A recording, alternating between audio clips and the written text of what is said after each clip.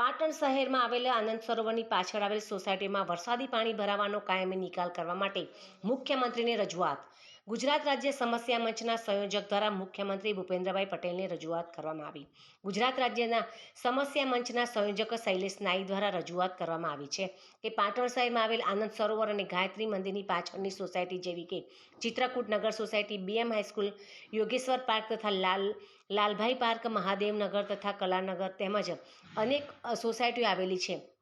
તથા પાટણના મુખ્ય પ્રવેશ દ્વાર એવા રેલવે ગરનાળા વિસ્તારમાં આવેલ તથા આગળની સોસાયટીઓમાં સામાન્ય વરસાદમાં વહેણ રૂપમાં આવે છે અને થોડા 1-2 ઇંચ જેટલા વરસાદમાં આ વિસ્તારમાં કેડસમા પાણી ભરાઈ જાય છે અને જો વરસાદ વધુ પડે તો લોકોના જીવ અદ્ધર થઈ જાય છે અને સોસાયટીના રહીશોના ઘરોમાં પણ પાણી ભરાઈ જાય છે અને તેમના માલ સામાનને તેમજ લાખો રૂપિયાનું નુકસાન થાય છે. આ વિસ્તારના રહેતા રહીશો તથા શાળાએ આવતા જતા બાળકોને પણ શાળાએ જવા તેમજ આવવા માટે પાણી ભરાવાને કારણે જોખમી કારણ અને પરિસ્થિતિ ઉદ્ભવે છે. આ માટે આ વિસ્તારના લોકોની ઉપરોક્ત હકીકત અને સમસ્યાના કાયમી નિવારણ માટે પાટણ નગરપાલિકાની આપના સુરાચુ આયોજન થકી જો પાણીના નિકાલ માટેની મોટી પાણીની પાઇપલાઇન નાખીને હાઈવે વિસ્તારનું પાણી બારોબાર સરસ્વતી નદીમાં પાઇપલાઇન દ્વારા નિકાલ કરવા તથા રેલવે ગરનાળાથી ગાયત્રી મંદિર તથા આજુબાજુની સોસાયટીના વિસ્તારમાં પાણીના નિકાલ માટે પાઇપલાઇન નાખીને વસ્ત્રાસર કેનાલમાં કે અન્ય રીતે નિકાલ કરવામાં આવે તો આ વિસ્તારમાં ભરાતા વરસાદી પાણીનું કાયમી નિકાલ થઈ શકે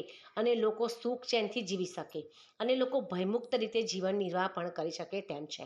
તો શહેરી વિકાસ કાર્યાલય દ્વારા આ અંગે ઝડપથી કાર્યવાહી થાય અને વિસ્તારના લોકોને આ મુસીબતમાંથી ઝડપથી બહાર આવે તેવી રજૂઆત ગુજરાત રાજ્ય સમસ્યા મંચ સૂચિતના સંયોજક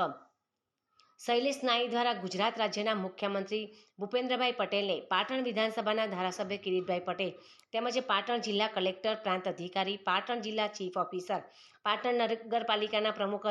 હિરલબહેન પરમાર તેમજ પાટણ નગરપાલિકાને લેખિતમાં રજૂઆત કરવામાં આવી હતી.